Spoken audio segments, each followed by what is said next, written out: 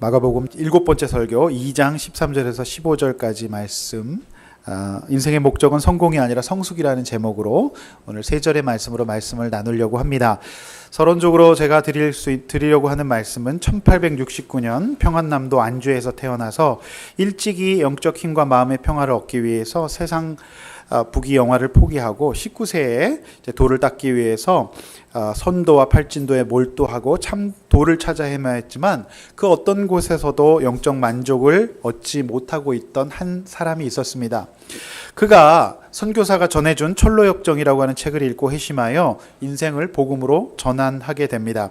이후 1901년 평양 장대원교회 조사로 취임하고 평양 대부흥운동을 이끌었고 1906년에 한국교회 전통이 된 새벽 기도를 처음으로 만들었던 분이십니다. 1907년 평양신학교를 졸업하고 장대원 교회 담임 목사가 되시고 3.1운동 민족대표 33인 중에 한 명이었고 40년 목회하는 동안 60여 곳의 교회를 세우고 2만여 차례 설교하고 그에게 세례 받은 사람이 자그마치 3,000명에 이르르고 복음을 듣고 회심하고 개종한 사람이 7만 명에 이르는 그런 역사를 일으켰던 초대교회, 우리나라 한국교회의 유명하고 그 훌륭하신 목사님 길선주라고 하는 목사님의 이야기를 드렸습니다. 그의 아들 길진경 목사님이 계십니다. 신촌 성결교회에 은퇴를 하시고 하신 그 목사님이신데 그 분이 아버지의 전기를 쓰셨는데 길선주라고 하는 전기입니다. 이런 대목이 있습니다. 1902년 조사 취임 요청을 아버지에게 받았는데요. 조사 취임은 목사가 되는 것을 전제로 했고 조사를 취임하려면 그가 그 당시 하고 있었던 약국을 닫아야 했다고 합니다. 당시 길선주가 운영하던 약국의 수입은 매달 평균 80원이었고 그런데 조사의 월급은 매달 6원밖에 되지 않았다고 합니다. 갑자기 생활 수준을 낮춘다는 것이 결코 쉬운 일이 아니었고 더구나 그해 정월 8일에 다섯째 아들 진경이가 태어났기 때문에 가장으로서 자녀 양육과 교육의 책임은 더욱더 무거웠다라고 하는 것입니다. 조사를 할 것인가 말 것인가를 놓고 고민에 빠져 있을 때 그의 부인이 이렇게 말했다고 합니다. 선도를 하실 때 가정을 돌보지 않아서 식량이 떨어진 적이 있었습니다. 무의도식하는 시아주머니 때문에 괴로운 적도 있었습니다. 그때도 당신은 그 모든 것을 참고 도회정진하셨습니다. 지금 그토록 찾아 헤매던 참 진리를 찾았고 영원한 세계를 맛보았는데 무엇을 주저하십니까? 교회의 발전과 민족의 장래를 위해 당신의 이상과 포부를 실현하다가 도중에 주저하신다면 모든 공이 없어지지 않겠습니까? 선도를 버릴 때 과거의 것은 다 털어버렸고 하나님을 믿으면서 새 출발하셨으니 단호하게 결단을 내려 주님께 몸 바쳐야 하지 않겠습니까? 저도 반려자로서 모든 괴로움을 참고 최선을 다해 당신을 따르겠습니다 라고 이야기했고 결국 길선주는 일생을 그리스도께 몸바쳐 가기로 최종 결단을 내렸다라고 하는 겁니다. 80원의 수입에서 6원의 수입으로 가난한 조사로 살아간다는 것 굉장히 힘든 일이었겠습니다. 구한말에 길선주가 있었다면 예수님 시대에는 레위가 있었습니다. 그 역시 큰 수입을 가져다주는 세관의 직을 내려놓고 예수님을 쫓았다라고 하는 것입니다. 저는 오늘 알페오의 아들 레위의 이야기를 하려고 합니다. 레위는 바로 우리가 잘 알고 있던 마태복음의 저자 마태입니다. 그의 삶이 주는 교훈과 예수님의 함께 하심의 의미를 함께 묵상하면서 우리 모두도 예수님을 영접하고 성공한 의인이 아니라 성숙한 죄인의 자리에 이르는 우리 모든 성도님들이 되셨으면 좋겠습니다. 오늘 첫 번째 본론으로 제가 드릴 말씀은 다시 바닷가로 나가시고 말씀을 가르치시는 예수님에 대해서 말씀드리려고 합니다. 우리 13절 다시 한번 본문을 주의하는 마음으로 한 번 더 읽어보겠습니다. 시작. 예수께서 바닷가에 나가심에 큰 무리가 나왔거늘 예수께서 그들을 가르치시니라. 다시 바닷가로 예수님 나가셨습니다. 우리가 제가 계속 말씀드렸던 바와 같이 이제 문둥병자의 치유 사건 때문에 예수님께서는 다시 가버나움에 들어갈 수 없을 정도로 엄청난 유명세를 치르셨습니다. 또 지난주에 말씀드린 이제 그 중풍병자 치유 사건 때문에 그야말로 예수님께서는 당시의 최고의 스타가 되셨습니다. 그래서 예수님께서 가는 곳마다 예수님을 구원주로 보는 것이 아니라 마치 무슨 마법사처럼 예수님이 오늘도 무슨 기적을 일으켜 주시나 보려고 하는 구경꾼들로 가득 차 있었다라고 하는 겁니다. 그래서 예수님께서 다시 동네에 들어가지 못하시고요, 가버나움에 이제 떠나셔서 다시 바닷가로 이제 나가셨다라고 하는 말씀을 이제 기록하고 있습니다. 수요 큐티 예배 때 말씀드린 제가 세례 요한을 기억하십니까? 그는 세례를 베풀고 칭찬을 받았던 사람이었어요. 그러나 그가 옥에 갇히자 예수님을 의심했다라고 말씀드렸습니다. 그래서 환경에는 장사가 없어요. 그의 척박한 환경은 그가 믿고 있었던 신앙을 흔들리게 해 놓았고, 하나님의 아들이 예수님이 맞는지 의심을 하게 되는 지경에 이르렀어요. 이것이 바로 인간의 한계인데, 오늘 예수님께서는 환경에 지배를 받지 않으시고 환경을 재해석하시고 환경 속에서 하나님의 뜻을 찾아가는, 보통 이게 쉬운 일이 아니다라는 생각을 하게 됩니다. 사람은 약해서 단기간에 저주를 받고 핍박을 받으면 조금 더 정신을 잘 차리는 경향이 있습니다. 그러나 인간이 정말로 약해질 때에는 환호와 인정, 인기를 한 몸에 얻을 때 인간은 정말 약해진다라고 하는 것이죠. 정말 어렵게 무명 생활을 거쳐서 이제 겨우 빛을 본 연예인들이 한순간의 실수로 모든 것을 다 잃어버리는 것을 보게 됩니다. 이 대중의 인기와 인정이 그의 마음을 무너뜨리고 행동으로 옮겨가도록 한 것이죠. 제가 오늘 본문을 묵상하면서 다루지 않을 수 없었던 것은, 이 본문의 핵심 주제는 예수님이 죄인을 부르시고 함께 하시는 것이었지만 13절에 나와 있는 예수님의 한결같이 환경을 통제하시고 휩쓸리지 않으시는 그의 내면세계의 능력, 주목하지 않을 수가 없습니다. 예수께서 다시 나가신 곳은 그가 더 많이 유명해지고 인기를 끌 수 있는 세련된 도시가 아닌 바람 불고 파도 소리가 나고 인간의 연약함을 깨닫게 하는 자연, 바다로 다시 나가신다라고 하는 것이죠. 그곳에서 예수님은 자신에게 들리고 있는 환호성과 대중의 인기에 좌지우지되지 않으시고 하나님께서 자신을 보내신 뜻, 그 본질을 그곳 바닷가에서 다시 추구하고 계신다라고 하는 것입니다. 만일 예수님께서 그곳 바닷가에서 자신이 무엇 때문에 이 땅에 왔는지를 점검하지 않았다고 한다면 오늘 이후에 마태의 본문은 존재하지 않을 것입니다. 여러분 어떻게 생각하십니까?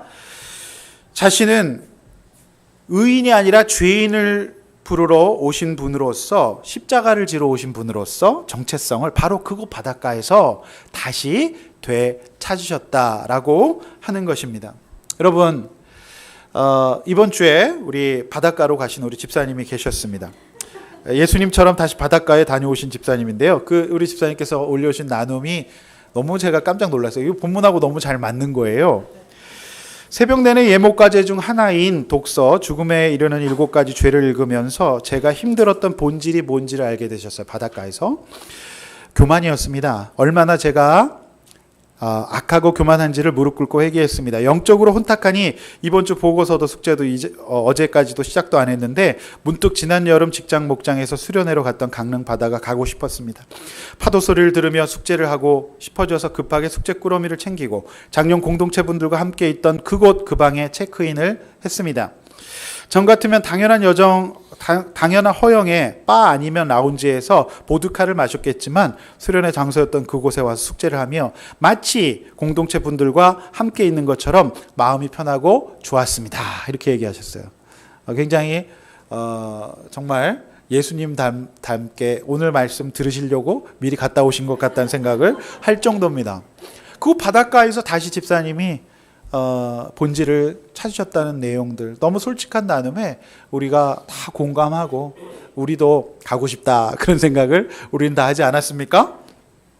여러분, 예수님이 시험 받으셨어요. 왜 시험이 없으셨겠습니까? 군중의 환호성과 제자들의 깐죽거림, 이거 참 견디기 힘들었을 것 같아요. 예수님이 한적한 곳에서 기도하시는데 예수님 뭐 하시냐고, 바보처럼 언제까지 이렇게 변두리만 맴도실 거냐고 하면서 제자들이 막 깐죽거립니다. 그리고 예수님께서 인생의 목적과 방향을 한 가지로 계속해서 수정하지 않고 살아가는 것이 정말 어렵다는 거 우리가 알게 됩니다. 반대로 잘못된 인생의 목적과 방향을 다시 하나님께로 돌리는 것도 정말 쉬운 일이 아닙니다.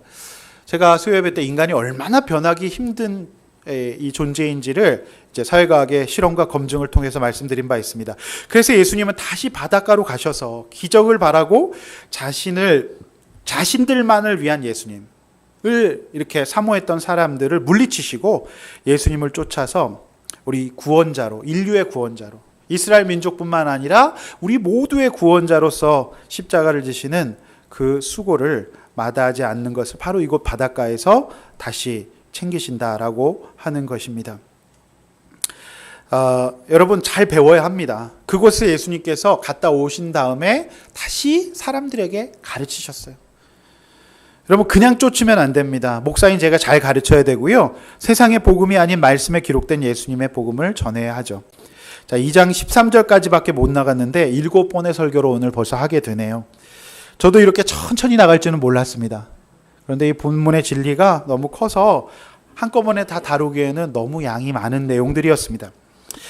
여러분, 교회의 본질은 복음을 제대로 가르치는 것이죠. 여러분도 말씀을 제대로 잘 배우셔야 합니다.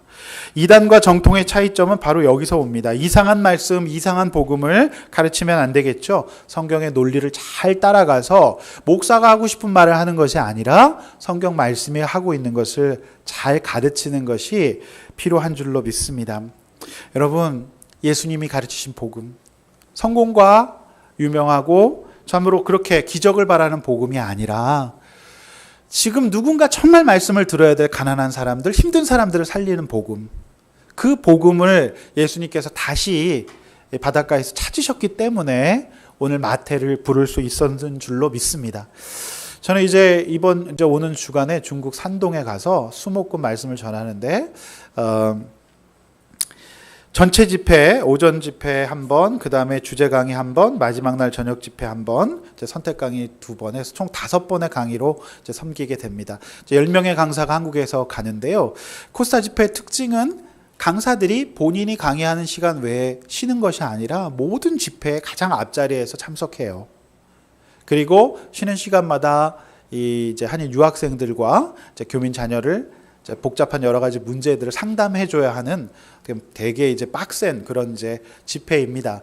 근데 제가 코스타가 참 귀하게 느껴지는 것이 뭐냐면 어떤 사례비도 없고 다 자비량으로 이제 가는데요. 그곳에 가서 좋은 것이 제가 많이 은혜를 받고 힐링이 돼요. 좋은 강사님들 오셔서 제가 강의를 듣는 시간, 모든 집회를 듣는 시간, 그것이 참 귀하게 느껴져서 저에게도 이제 영적 회복이 되어서 사모하는 그런 집회입니다. 저도 여러분 산동지방이 바닷가입니다. 멀지 않은 바닷가인데요. 그곳에서 다시 저도 복음의 야성과 또 말씀의 진리를 다양한 강사님들의 말씀을 들으면서 회복하려고 해요. 저도 회복되기를 원합니다. 그렇다고 해서 제가 어디 아픈 거는 아닌데요. 더 많이 충만해지기를 원합니다. 그래서 제가 이렇게 공급받고 돌아오는 거 굉장히 중요한 일이라고 생각하고요. 저를 위해서 기도해 주시고 여러분들 교회를 자리에서 잘 지켜주시기를 부탁드립니다. 여러분이 가셔야 될 바닷가 어디입니까? 그 바닷가는 바로 이 교회일 수 있어요. 그 바닷가는 목장일 수 있어요. 그곳에서 여러분들을 정말로 잘해줄 것처럼, 여러분들을 정말로 영원히 여러분들에게 환호를 보낼 것처럼 했던 군중에게 속지 마시고, 여러분 주님 앞에 나와 다시 내가 들어야 될 말씀, 그 가르침을 잘 들어서 주님 주시는 축복된 인생, 사람 살리는 인생을 살 수 있기를 축원합니다. 우리 첫 번째 나눔은 이렇게 한번 해보십시오. 내가 분별해야 될 나를 인정해주는 사람들의 환호성은 뭔가요? 나 인정해주고 나 좋다 그러는데 그냥 쫓아가시면 안 됩니다. 분별하셔야 됩니다. 예수님이 이 분별을 안 하셨다면 우리의 구원은 없는 거예요. 마태복음도 없는 거예요. 본질적인 예수님의 말씀을 잘 배우고 있나요? 여러분 우리 교회에서 제 설교를 들으면서 본질적인 말씀을 잘 듣고 있나요? 그리고 듣고 싶은 것만 듣고 있지 않나요? 축복만 받고 싶지 않나요? 여러분 그런 거 아닙니다. 오늘 정말로 말씀을 제대로 잘 배우시고 오늘 이 공동체에서 여러분 성숙해 가시는 여러분 되시기를 축원합니다. 두 번째로 세리 레위를 부르시는 예수님의 말씀이에요. 이제 오늘 본문에 굉장히 핵심적인 내용으로 본문이 진행되고 있습니다. 우리 다시 14절 말씀 읽습니다. 14절 앞에 보시고 크게 읽습니다. 또 지나가시다가 알페오의 아들 나를 따르라 하시니 일어나 따르니라. 14절은 지나가셨다라고 기록되어 있죠. 우리가 읽었던 것처럼 말 그대로 지나가시는 길이었어요. 그런데 그 가시는 길에 세관에 앉아있는 레위를 보셨어요. 이 운명적인 만남은 하나의 예수님의 상징적인 행동이자 바닷가에서 전하셨던 그 예수님의 말씀을 적용하시는 것으로 볼 수 있습니다. 하나님 나라에 누가 들어올 수 있는지, 어떤 마음을 가진 사람이 하나님 나라에 들어올 수 있는지를 보여주는 대표적인 사건이에요. 이 사건의 본질을 이해하기 위해서는 알페오의 아들 레위가 어떤 사람이었고 그의 내면 세계와 그의 표정이 어떻는지를 한번 묵상해 보셔야 해요. 레위는 갈릴리 지방과 베레아 지방을 다스리는 제후였던 헤롯 안티파스를 위해서 일하는 유대인 출신의 세금 관리였어요. 그래서 당시 세리들의 일반적인 행태는 나라에서 정한 것보다 더 많은 세금을 거두어서 그 웃돈을 자기 호주머니에 챙겨 부당한 이득을 취하는 것이 상례였습니다. 그래서 회개를 외치는 세례 요한의 날카로운 경고에 양심이 뜰린 세례들이 요한에게 선생님 우리가 어떻게 해야 될까요? 라고 얘기를 하니까 이 세례 요한은 정한 세외에 늑증치 말라라고 말을 했던 거예요. 그 당시 문화를 보여주고 있지 않습니까? 자, 그들은 적대국을 위해서 세금을 징수할 뿐만 아니라 그 지위를 이용해 사리사욕을 채웠고 우상숭배하는 수많은 이방인들과 접촉했어요. 세리야말로 예수님 당시에 대표적인 매국노요, 창기나 죄인, 이방인과 같은 부류, 심지어 개나 돼지처럼 천시하고 혐오받았던 대상입니다. 백성들의 비난의 대상이었고 마치 강도나 살인자처럼 파렴치한 사람들로 취급되었어요. 유대인이었지만 율법에 금지되어 있던 이방인들과의 접촉을 할 수밖에 없었어요. 업무 특성상. 그리고 부정직하게 백성들의 돈을 갈취하는 그들은 사회에서 버림받은 자들처럼 간주되었고 유대인의 회당으로부터 추방을 당해서 예배도 드릴 수 없는 그런 사람들이었다라고 하는 겁니다. 자, 처음부터 알페오의 집안이 그런 것은 아니었어요. 우리가 레위라고 하는 이름에서 알 수 있듯이 레위 지파는 기업으로 주어진 땅이 없었기 때문에 요한은 나의 기업이라고 고백하며 살았던 자들이었어요. 그러나 그들은 세금을 지금 거두어 드리는 갈릴리 분봉왕이었던 헤롯 안티파스에게 바치는 것이 자신의 기업이 되었습니다. 그러니까 레위가 레위 집안인데요. 이제 타락해서 이제 성전의 제사가 이제 폐해지고 그 제사장직들을 막 매매하고 아무나 막 예배를 드리고 막 이래 버리니까 그 집안이 몰락한 거죠. 그러니까 먹고 살아야 되니까 할 게 없어서 아마 굉장히 똑똑했던 이 레위라고 하는 사람이 이제 세관에 시험을 봐서 들어가지 않았을까 이런 생각을 하게 됩니다. 몰락한 과거 굉장히 신앙생활 잘했던 그런 레위라고 볼 수가 있습니다. 레위의 고향 가버나움은 동서를 잇는 교통의 요지였기 때문에 세금을 징수하기 위한 국립세관이 있었습니다. 바로 그곳에서 레위는 세리로 일을 했고요. 당시 세관에 근무하기 위해서는 자신이 동족들이 사용했던 아람어나 히브리어는 물론 헬라어, 로마 사람들이 사용했던 라틴어까지 구사할 수 있어야 됐어요. 그래야 세금을 걷지 않겠습니까?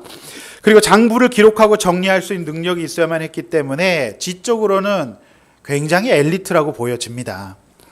많은 돈을 축적할 수 있었고 평생 먹고 살 일은 걱정하지 않았던 사람, 정말 그 사람이 이제 레위였다라고 하는 겁니다. 자, 우리가 이 레위가 서 있었다 그럽니까? 앉아 있었다 그럽니까? 앉아 있었대.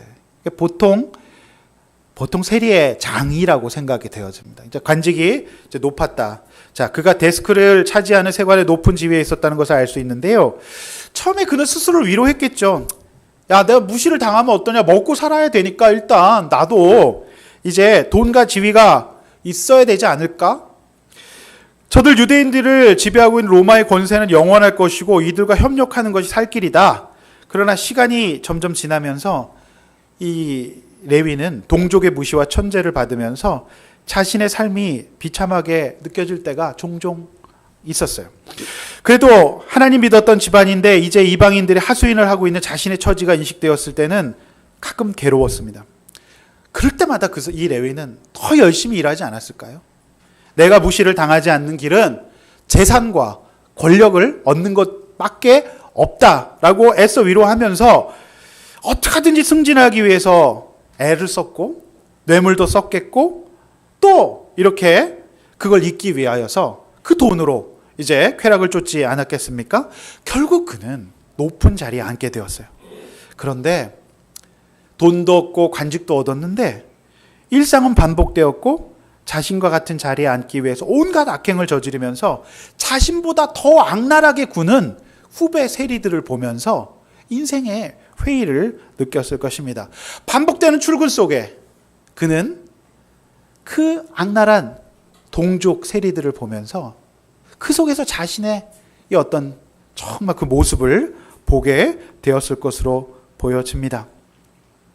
여러분, 마태의 가족들에 대한 언급은 성경에 없지만 그의 가정에 사람들을 초대하는 것으로 봐서 이 마태는 아마 가정이 있지 않았을까 싶은 생각을 하게 되는데요.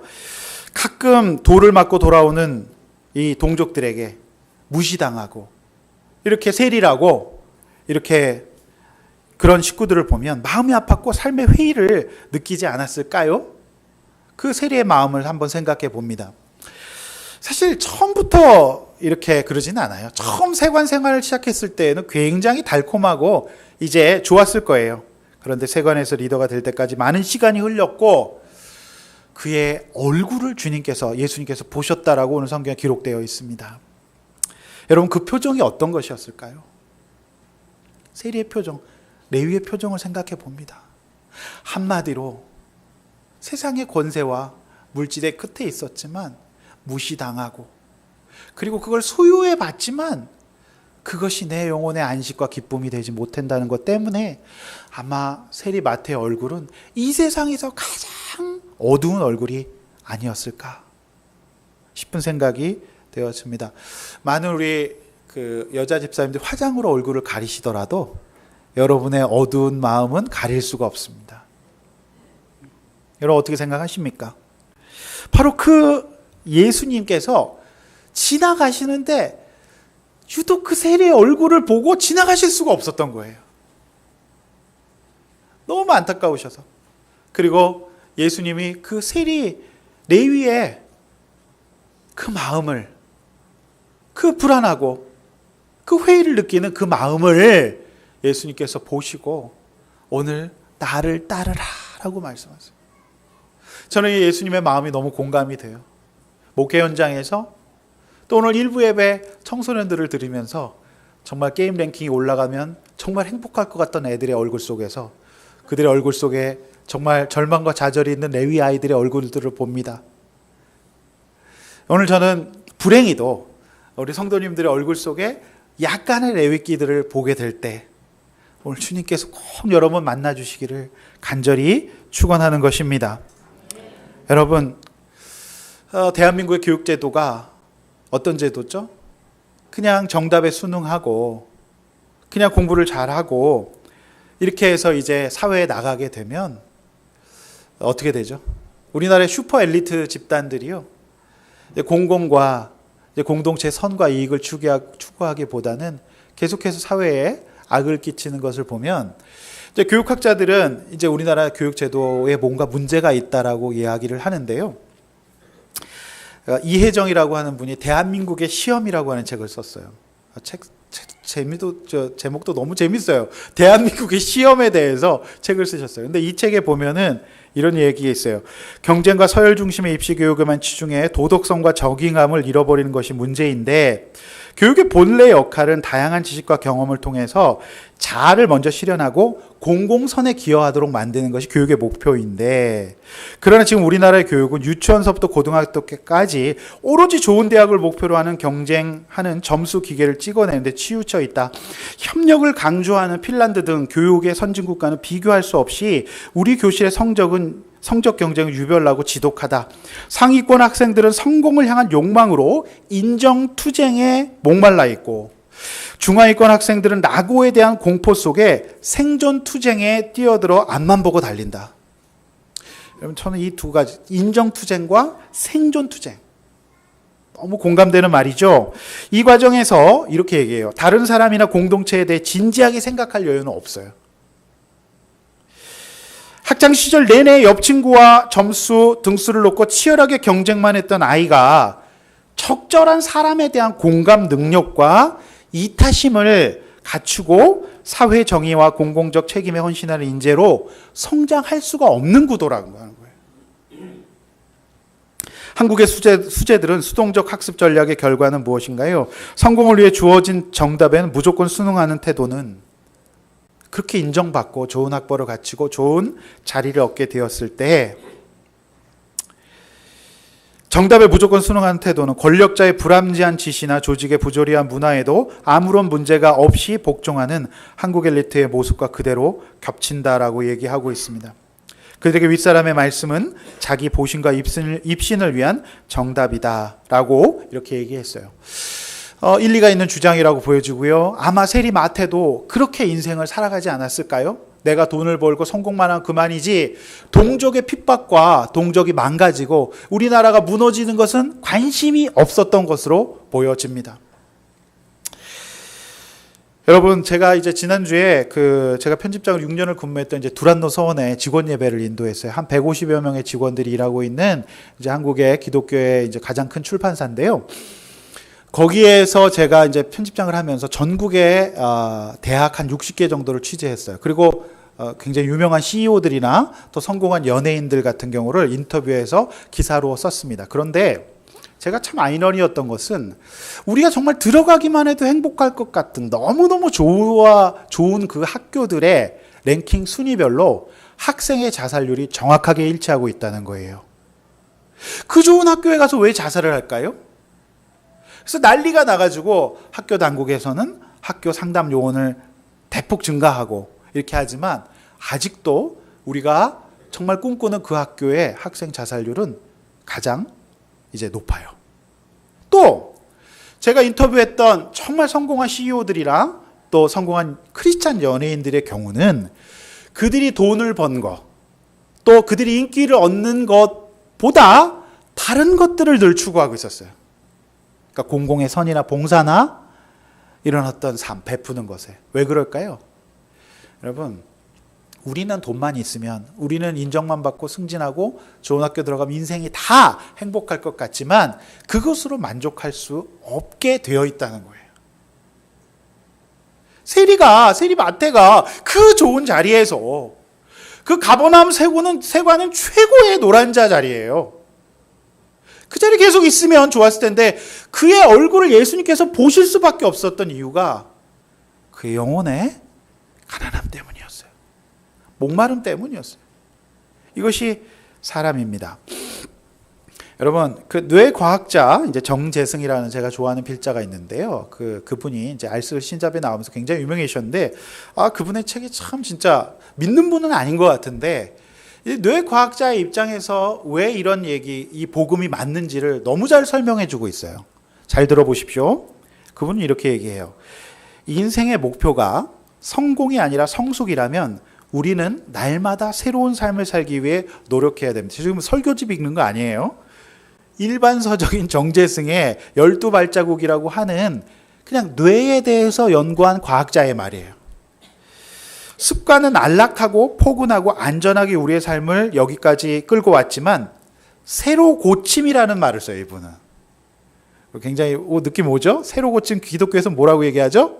회개라고 얘기를 해요. 이분은 새로 고침이라고 얘기를 해요. 리셋. 자, 이 새로 고침이 주는 뜻밖의 재미, 유쾌한 즐거움은 우리의 삶을 더욱더 풍성하게 한다는 거예요. 내가 지금처럼 10년 살아봤더니 이 삶이 주는 즐거움이 뭔지 충분히 알았어. 그럼 이제 새로운 삶이 주는 즐거움을 만끽해 볼까 하는 설렘으로 인간은 늘 새로운 고침을 시도해 보라고 얘기해요. 우리 뇌는 습관이란 틀을 벗어나기가 매우 어렵게 디자인되어 있지만 한편에서는 그 핵심에는 새로운 목표를 즐겁게 추구하도록 디자인되어 있다는 거예요. 뇌과학자가 보니까. 그래, 인간의 삶이 습관을 쫓아 살다 보면 반드시 한계를 느끼게 디자인되어 있다라고 하는 겁니다. 그래서 이 정재승 이렇게 얘기해요. 당신의 뇌에 어떤 영역을 사용할 것인지 이제 여러분이 선택하십시오. 야, 굉장히 은혜 받았어요. 새로 고침이라는, 그러니까 딱 정확히 회개예요. 그리고 습관의 삶은 한계가 있다. 뇌는 그냥 그거를 습관에서 어떤 많은 것을 얻더라도 금방 인간은 질리게 되어 있다라고 하는 거예요. 만족함이 없다라고 하는 겁니다. 그래서 우리에게 정재승은 새로운 고침의 세계로 나가야 된다라고 지금 이야기하고 있는 것입니다. 기가 막히지 않습니까? 저만 기가 막힙니까? 야, 저는 웬만한 설교집보다 이 정재승 선생의 12발자국이라는 뇌에 대한 책이 굉장히 도전이 되더라고요. 인생의 목표가 성공이 아니라 성숙이다. 우리 인생의 목표가 무엇이다라는 말은 굉장히 많이 들었는데 요거 새로운 버전, 이게 더 좋은 것 같아요. 할렐루야. 이제부터 우리의 교회의 표어는 인생의 목적은 성공이 아니라 성숙입니다로 정합시다. 할렐루야. 자, 신학자가 아닌 정재승의 나름의 뇌과학자 입장에서 그의 언어로 회심을 이야기하고 있는 거예요. 습관대로 성공을 쫓아 살아봐야 인간은 곧 한계에 부딪혀요. 여러분 어떠십니까? 예수님은 인생의 정점에서 갈등과 좌절을 맛보고 있던 레위를 부르셨어요. 나를 따르라. 네 인생의 새로운 고침을 시도해봐라, 이거 아닙니까? 여러분, 이건 예수님의 관용어예요. 나를 따르라. Follow me. 예수님의 관용구예요. 항상 쓰시는 말씀이에요. 나를 따르라. 레위는 그 말을 듣자마자 바로 따랐어요. 여기서 원어의 의미는요, 이 베드로나 이 다른 제자처럼 짱 박아 놓은 거 아닙니다. 그 직을 버리고 쫓았다라고 하는 의미예요. 놀랍지 않습니까? 그 직을 버렸어요. 세리마태는 즉시 결심하고 신청했어요. 그의 인생의 새로 고침이 시작되는 순간이었어요. 한치의 망설임도 없었어요. 많이 해봤어요. 많이 누려봤어요. 그래서 그에게 영혼의 만족과 기쁨, 인정을 주지 못했던 그의 직분과 물질을 내려놓고 이제 진정한 레위로 그의 본래의 직분으로 돌아가는, 마치 깨어진 유리 같은 자신의 삶이 깨끗하게 조각이 맞춰주는 그 순간이 바로 이 순간이었다라고 하는 거예요. 사랑하는 성도 여러분, 레위는 우리 곳곳에 있습니다. 지금 여기에 계실지도 몰라요. 마치 2000년 전의 세관과 같은 환경 속에서 우리가 살아가고 있지는 않습니까? 사랑하는 성도 여러분, 이제 그 자리에 있으러나 나를 따르라고, 머물러 있지 말라고, 일어나 나를 따르라고 하신 그 예수님의 음성을 듣고 우리 시간에 주님 따르기를 원합니다. 물론 굉장히 아쉽고 힘든 일이 있을지도 몰라요. 그러나 여러분, 그 삶에는 일반 뇌과학자도 말합니다. 세상이 줄 수 없는 굉장한 기쁨과 소중함과 자기를 존중하고 사랑하게 되는 그 세계로 주님 오시라고 말씀하고 있는 것이죠. 혹시 이 가운데 세리 마태와 같은 마음으로 지쳐 계시는 분 계십니까? 우리 옆에 있는 분들의 얼굴 한번 보세요. 어떤 얼굴인가? 혹시 마태 얼굴 아닌가요? 저는 여러분 속에서 마태끼를 봅니다. 여러분 다 해보셨잖아요.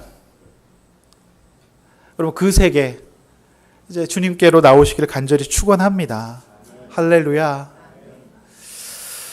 여러분 이렇게 한번 두 번째 나눠보십시오. 내가 떠나야 될 앉아 있는 곳은 어디일까요? 여러분 어디 앉아 계셔요? 여러분 나의 표정은 어떤 표정일까요? 예수님 없어서 새로 고침이 안 된 표정 아닌가요? 내 인생의 목적은 성공이 아니라 성숙이 맞습니까? 여러분 예수님을 제대로 따르고 있나요? 여러분 제 말 믿고 한번 따라 보십시오. 오늘 정말 우리 목자님들과 우리 또 양부장님, 이런 평신도 귀한 사역자들, 또 이윤희 목자님, 장당한 이런 평신도 지도자들이 있어서 정말 예수님의 역할을 너무너무 잘해 주셔서 너무 감사해요. 오늘 또 어떤 집사님께서 귀한 적용을 하시기로 하셨다고 또 저한테 승리의 소식을 전해주니까 너무 감사했고 너무 기쁩니다. 여러분 그 인생 축복된 인생인 줄로 믿습니다. 할렐루야. 아멘. 우리 양 부장님 위해서 많이 기도해 주시고 많이 격려해 주시길 바랍니다. 네, 평신도 사역자로서 몇 명 되지 않는 청년들 끌어안고 가느라고 지금 거의 지금 마태 얼굴로 자꾸 변화될 수가 있기 때문에 힘내시라고. 근데 여러분 정말 좋은 교회는 목사 혼자 사역하는 교회가 아니에요. 진짜 평신도 사역자들이 사역하는 교회가 진짜 아름다운 교회인 줄로 믿습니다. 주님께서 여러분들의 인생을 지켜주시고 복 주시기를 축원합니다. 세 번째, 죄인들과 함께 앉아 식사하신 예수님을 묵상해야 됩니다. 함께 본문 한번 또 읽어볼까요? 시작. 그의 집에 앉아 잡수실 때에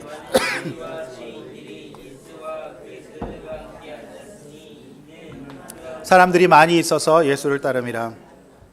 자, 오늘 참 놀라운 것은 이 세 절의 말씀 속에 담긴 진리가 굉장히 큰데요. 예수님 당시에 식사를 함께 한다는 것은요, 보통 관계가 아닌 거예요. 그러니까 식사를 하신다는 것은 그와 함께 교제하시고 그와 같은 자리로 낮아지는 것을 의미해요. 그래서 깊은 관계를 맺고 이제 친구로 지내시겠다는 상징적인 행동이 바로 식사하시는 거예요. 여러분, 우리도 다 경험한 바 있지 않습니까? 우리가 선을 보러 나갔어요. 선을 보러 나갔는데 이제 그 상대 이제 자매가 갑자기 핑계를 대더니 오늘 차만 마시고 가시겠다는 거예요. 그거 100% 차인 겁니다. 마음에 들면 밥 먹습니다. 그래서 진짜로 그 관계가 진전이 되려면 차만 먹고 끝나면 거의 못 만나요. 밥을 먹어야 됩니다. 같이 먹으면서 친해지는 거거든요. 오늘 예수님께서 레위를 보시고 부르신 다음에 오늘 나 너랑 커피만 먹을 거야? 이렇게 얘기하십니까? 아니에요. 그와 함께 들어가셔서 식사하시는데, 제가 갖고 있는 관주 성경에 보면은 그의 거기서 앉으셨다는 것이 관주에 뭐라고 되어 있냐면 비스듬히 누워 있었다. 유대교는 이렇게 쿠션과 방석 같은 거 놔두고 비스듬히 누워갖고 세상 편한 분위기, 그 분위기를 만들어 주거든요. 그의 집에 함께 가셨다라고 하는 거예요. 여러분, 예수님은 어떤 분이시죠? 오늘 이 본문을 통해서 예수님이 진짜 관심 갖고 계시는 분들은 오늘처럼 정말 삶의 회의와 끝까지 가봤지만 지금 누군가 새로 고침을 시작해줄 찾고 있는 그 사람, 그 레위와 같은 사람들과 함께 식사하시고 그를 도우시는 분이 바로 예수님이라고 하는 그 사실이에요. 사랑하는 성도 여러분, 그분은 과거를 묻지 않으시고 정죄하지 않으시고 용서하시면서 구원으로 이끌어주시는 우리 하나님이십니다. 할렐루야. 지금 만약에 우리가 행한 삶의 그 열매로만 본다면 누가 지금 이 자리에서 예배 드릴 수 있겠습니까? 저를 비롯해서 아무도 그렇게 하지 못해요. 근데 오늘 예수님께서 오늘 엉덩이 빼시고 비스듬히 앉으신 분들은 예수님의 식사 자리에 오신 거라고 생각하시면 돼요. 사랑하는 성도 여러분, 흥미롭고도 귀한 것은 그가 더 이상 세관에 앉아있지 않고 예수님과 함께 앉아있었다는 거고요. 특별히 놀라운 것은 그가 그동안 모아놨던 재산과 그의 그 주회패를 영혼 구원을 위해 사용한다라고 하는 거예요. 여러분, 이 마태, 세리, 레위의 집의 평수가 몇 평이나 되었을까요? 저는 이런 거 묵상하느라고 너무 성경이 재밌는 거예요. 몇 평이었을까요? 여러분, 이 성경에 보면 다 그거를 짐작할 수 있는데요. 그의 집에 예수님과 예수님 제자들 들어왔고, 레위의 가족들이 있었겠고, 그 다음에 일하시는 분들도 계셨겠고, 그 다음에 수많은 세관 친구들과 죄인들이 함께 있었어요. 제가 볼 때 한 100평은 돼 보입니다. 좁은 집이 아니었어요. 여러분, 그리고 그날의 식사의 메뉴가 뭐였을지 한번 생각해 보십시오. 생각해 보신 적 없으시죠? 여러분, 그렇게 봐서 성경이 재밌어요. 누우셨는데, 그때 유대교의 식사 습관은 그야말로 먹으면 또 나오고 또 나오고 장시간 대화를 나누는, 먹는 게 중요한 게 아니라 정말 레위가 세관장으로서 돈을 굉장히 많이 벌었거든요. 그러니까 그날의 음식은 정말 놀라운 뷔페 음식이었지 않았을까. 예. 그리고 넓은 집에서, 저는 그 레위가 사실 그동안 그 넓은 집에서 사람을 초대하지 못했을 것이라 생각해요. 누가 그 집에 들어가겠습니까? 누가 그 죄인의 집에 들어가겠어요? 그 같은 죄인들은 또 판단이 돼갖고 싫어. 그런데 레위가 그 넓은 집에서 혼자 영혼의 고독감을 느끼지 않았겠어요? 근데 이제 물론 이제 이 본문을 보면서 그래도 그렇게 넓은 집에 살아봤으면 좋겠다라고 하는 분도 계실지 모르겠지만은, 레위가 설렁한 집에 드디어 이제 레위의 집에 온기가 들기 시작해요. 예수님이 계시고 예수님의 제자들이 있고 수많은 사람들이 그 집에 와서 예수 그리스도를 만나게 되는 그 집의 본연의 역할을 이제 하게 되는 것이고, 아무리 돈이 많아도 두 끼를 세 끼를 5끼 6끼를 많이 먹을 겁니까? 아니잖아요. 그게 그거예요. 그리고 여러분, 제가 예언합니다. 대한민국 가장 맛있는 맛집도 2번 가면 더 이상 맛집이 아니에요. 처음에는 속아서 가지만 2번, 3번 가면 그냥 집이에요. 여러분, 그게 세상이에요. 근데 이 레위가 오늘 변화되고서 그의 물질과 그의 집과 특별히 자신이 죄인이었기 때문에 자신과 같은 세관 친구들, 동족들에게 무시받고 예배도 드릴 수 없어요. 못 들어오게 돼 있어요.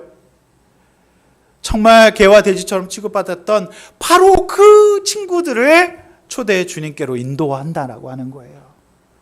이제부터 그 전까지 제자들이 물고기를 잡고 사람을 잡는 사람이 됐다면, 이제 레위는 세금 걷는 사람에서 사람 잡는, 사람 인도하는 사람으로 바뀌었다라고 하는 거예요. 할렐루야.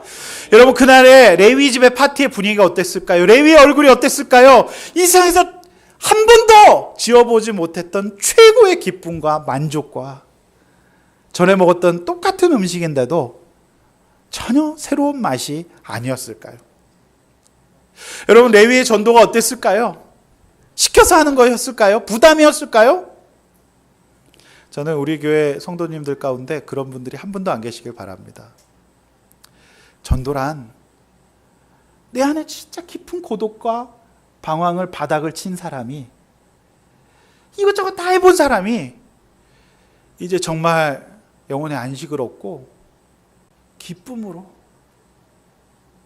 이 누워있는 사람의 이 상을 드는 거예요. 레위의 전도는 작정 필요 없었어요. 보이는 대로 정말 기뻐서 이 삶을 함께 누리고 싶어서 그 예수님께 한번 보이려고, 그 예수님이 함께 계시는 그곳에 함께 데려다 놓으려고 했던 그 기쁜 마음이 아니었을까요? 할렐루야. 여러분들이 정말로 레위와 같은 삶에서 벗어나시고 이제 새로운 삶의 목표를 가지고 이제 새로 고침이 되셨다면, 여러분, 우리 그런 마음으로 우리 창립 1주년을 맞이할 수 있길 축원합니다. 할렐루야. 그런데 이게 진짜 세상에서 못할 게요, 그런 감격과 기쁨 없이 사람 전도하는 거예요.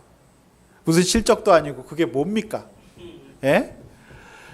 제가 아는 어떤 교회는 교회 바깥에 실적표를 붙여놓는데요. 그래갖고 몇 명인지 막 쓰고 막 이러고, 특별히 정말 죽음은 그 교회 부목사님들이에요. 그분들이 이렇게 해야 된대요. 여러분, 우리는 그렇게 하지 않습니다. 여러분, 한 사람이라도 정말 내가 레위의 삶을 인정하고 회개하고 기쁨과 즐거움으로, 어떤 감격으로 그렇게 살릴 수 있기를 원하고, 저도 그렇게 말씀을 전하려고 합니다. 할렐루야. 여러분, 그런 분들은 진짜로 주님께로, 예수님 앞으로 사람을 데려다 놓으려고 해요. 오늘도 이렇게 우리 이제 2분의 새 가족이 또 오셨는데, 이제 앞으로 어떻게 신앙생활을 할지 모르겠지만 저는 그 마음이 우리 자매님의 아버님을 향한 마음이라고 생각해요. 우리 자매님이 아버님 모시고 나오셨는데, 어떡하든지 그냥 정말 그거 좀 듣고 누리려고 같이 이렇게 하시려고 하는 그 마음 아니었겠어요? 제가 뭐 그렇게 드린 말씀도 아닌데요, 그죠? 여러분, 저는 우리 교회가 전도할 사람은 누구라고 생각하십니까? 여러분, 정말 여러분이 보실 때 얼굴이 상하고 지치고 정말 그 좋은 환경 가운데서도 기쁨이 없고, 오늘 새로운 삶의 그 기회를 찾고 있는 사람들, 여러분, 그런 사람들을 보시고 그런 사람들을 주님께로 인도할 수 있기를 원합니다. 할렐루야. 그러려면 바닷가 좀 갔다 오셔야 돼요. 내가 왜 사는지, 뭐 하는지, 내가 누구와 함께 있고 싶은지 그거를 정리하셔야 돼요. 바닷가 안 가면 군중들과 가버나움의 시내 가운데 그야말로 메인타운에서 각광받으면 이런 사역하지 못합니다. 저는 수많은 청소년 레위인들을 많이 주께로 인도했고, 이제 이번 주에 이제 중국 가서 또 그 일을 해야 돼요. 중국 레위인들이 또 장난이 아니라 그러더만요. 예? 중국 사람들 보통 사람들 아니잖아요. 근데 저는 정말 작년에 이제 북경 거기 이제 코스타가 있었는데 공안들이 쳐들어와서 그 집회가 취소됐어요. 그러니까 이제 중국에 멀리서부터 온 아이들이 다 돌아갔어요. 얼마나 낙심됐을까. 근데 이번에 산동은 공식 공인된 교회, 청도 한인교회라고. 그래서 이제 그곳에서 이제 집회를 하게 돼서 취소는 없으길. 저 이번에 취소될 줄 알고 제가 미리 주보에 말씀 안 냈던 거거든요. 네. 저는 그곳에 어쩌면 성공을 쫓아서 또 진짜로 하나님 앞에서 이렇게 살아갔던 수많은 청소년들을 말씀을 이 예수님의 마음으로, 레위의 마음으로, 변화된 레위의 마음으로 전하는 시간을 가지려고 합니다. 사랑하는 성도 여러분, 주변에 사람들의 눈과 얼굴을 보십시오. 복음이 필요해요. 주님께로 인도할 수 있는 여러분 되시길 축원합니다.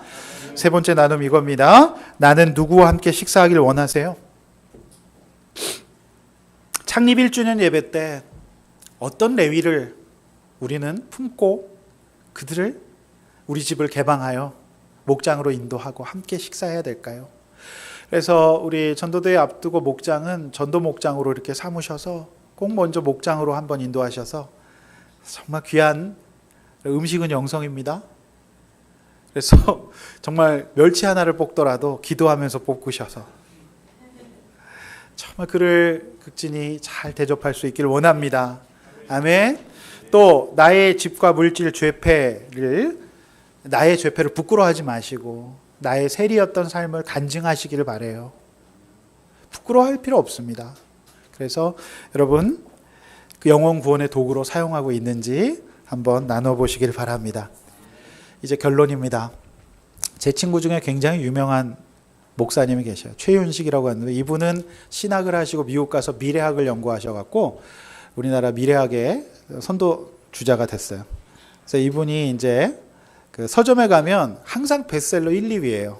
최윤식이라는 학자가 있어요. 미래학자. 제 동역장이기 때문에 저한테 책을 사인해서 줬는데 책 제목이 대단해요. 2030 부의 지도. 와, 진짜 그 책 읽고 부자 되고 싶으시죠? 근데 저는 부자 될 일은 없는데 그런 책을 저한테 선물했어요. 근데 무슨 내용인가 한번 제가 보니까 이런 내용이 있어서 제가 읽어드리려고 해요. 불을 만들어가고 이를 사용하는 태도의 전환이 필요한데 필자는 영혼이 살아있는 부자가 많이 탄생하기를 바란다라고 얘기를 했어요. 그래서 이 영혼이 살아있는 부자는 자신만의 욕심을 채우는 것이 아니라 생태학적 관점에서 나와 이웃, 나와 공동체, 나와 국가, 나와 세계를 함께 생각하며 지속 가능한 세상, 성장 가능한 세상을 만들기 위해서 노력하는 부자를 말한다라고 되어 있어요. 할렐루야. 저는 참 이 영혼이 있는 부자가 굉장히 마음에 들었어요. 그래서 오늘 설교 제목을 영혼이 있는 부자라고 하려다가 오늘 정재승 선생님의 글을 인용하여 설교 제목을 잡아봤습니다. 이제 마태는 영혼이 없는 부자에서 영혼이 있는 부자로 변화되었습니다. 할렐루야. 부가 나쁜 건 아닙니다. 그 부를 어떻게 바라보고 어떻게 사용하느냐, 이것이 관건인 줄로 믿습니다. 자신만을 알았지만 자신의 이웃 공동체 나아가 국가를 파괴했던 그였지만 이제 그는 영혼이 있는 부자가 되어 주변 사람들을 살리고 동족을 이제 주님께로 인도하는 여러분 마태복음의 저자가 되었어요. 할렐루야. 놀랍지 않습니까? 저는 참 기가 막히게 그렇게 자신을 무시했던 그 유대인들의 구원을 위해서 자신의 인생을 해석하고 상처에 매이지 않고 그 자신을 개돼지 취급했던 유대인들의 구원을 위해서 마태복음을 써내요. 그의 지성이 거듭난 거예요. 너무 놀랍지 않습니까? 그러므로 여러분도 그렇게 영혼 있는 학자, 영혼 있는 부자로 변화되시기를 축원합니다. 말씀 맺습니다. 사랑하는 성도 여러분, 오늘 짧은 3절의 말씀은 너무나도 많은 복음의 진리를 담고 있어요. 짧지만 절대 짧지 않은 영혼의 울림이 있는 말씀이라고 믿습니다. 13절 말씀을 기억하셔야 됩니다. 세상의 소리와 환호에 휩쓸리지 말고 중심 잡으셨던 예수님의 말씀을 배우십시오. 기회가 될 때마다 기를 쓰고 양육받고 배우십시오. 그래야 떠내려가지 않을 수 있습니다. 14절 말씀 기억하셔야 됩니다. 세상의 물질이 줄 수 있는 한계가 있다는 거 잊지 마시고 성공이 아니라 성숙한 삶을 바로 이곳 아둘람 교회에서 배우시기를 축원합니다. 여러분의 상한 영혼을 보시고 부르시는 예수님의 반응에 오늘 시간에 응답하시길 바랍니다. 15절 말씀, 내 집과 내 친구들, 내 물질과 시간을 영혼 구원을 위해서 사용하십시오. 여러분, 영혼이 있는 부자로 거듭나실 수 있기를 축원합니다. 들은 말 생각하면서 내 모습 이대로 레위를 부르신 예수님의 마음으로 찬양하고 기도하겠습니다.